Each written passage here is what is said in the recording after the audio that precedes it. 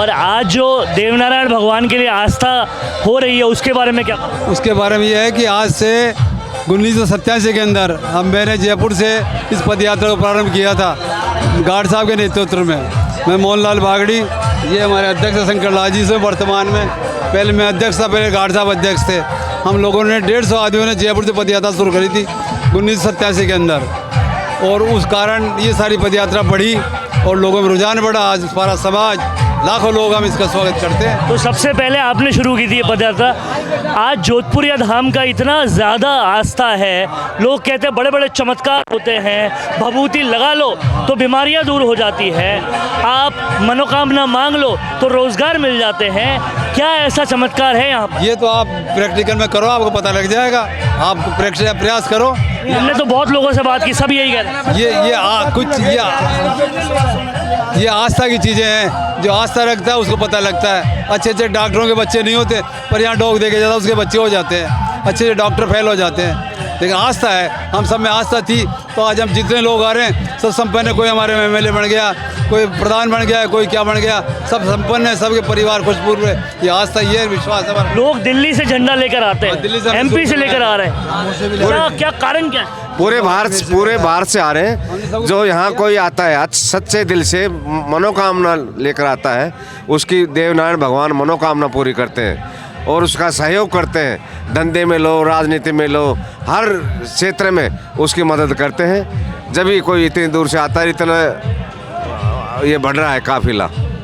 आज हमने शुरुआत से देखा यहाँ जो पोस्टर लगे हैं सारे, उसमें एक फ़ोटो कॉमन है, सचिन पायलट की फ़ोटो सब में है।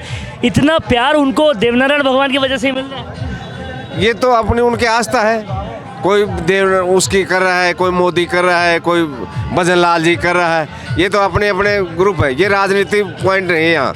ये तो सबके लिए समान है देवनारायण भगवान, चाहे कांग्रेस वाला हो चाहे BJP वाला, सबके लिए समान है। अच्छा, यहाँ पर ये देखा है, ऐसे लोग बोलते हैं कि देवनारायण भगवान जो है वो मेजरली गुर्जरों के देवता है, लेकिन यहाँ देखा गया है कि राजपूत भी आ रहे हैं और मीणा भी आ रहे हैं। तो आस्था अब 36 कौम की हो रही है, इसका क्या कारण? इसका कारण ये है कि जो हमारे बगड़ावत हुए थे ना, तो बगड़ावतों ने क्या है कि उन्होंने 24 कन्याओं शादी करी थी।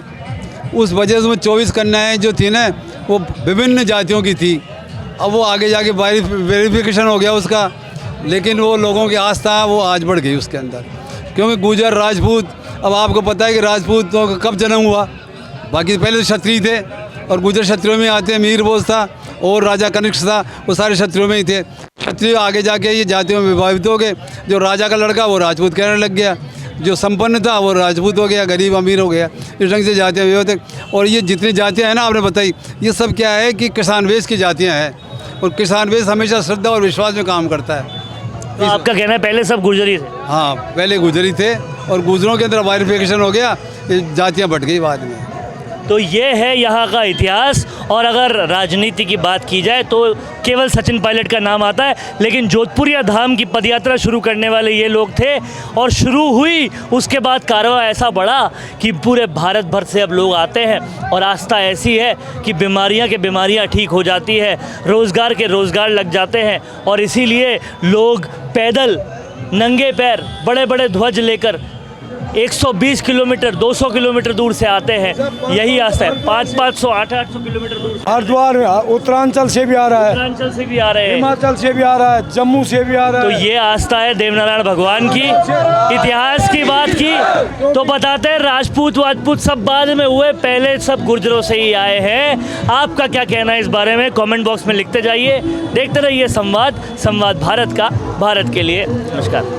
भारत का सबसे तेजी से बढ़ता हुआ डिजिटल न्यूज चैनल, जिसका परिवार 4,17,000 लोगों से भी ज्यादा बढ़ रहा है। वो संवाद न्यूज चाहता है हर जिले और हर राज्य में मीडिया पार्टनर्स। तो अगर आप बनना चाहते हैं संवाद न्यूज के पार्टनर्स, तो कांटेक्ट करें नीचे दिए गए नंबर पर। इसके अलावा अगर आप वीडियो एडिटर बनना चाहते हैं या फिर न्यूज इंडस्ट्री में बतौर इंटर्न सब सीखना चाहते हैं, तो संवाद न्यूज के जयपुर हेड ऑफिस में काम करने के लिए संपर्क करें स्क्रीन पर दिए गए नंबर पर।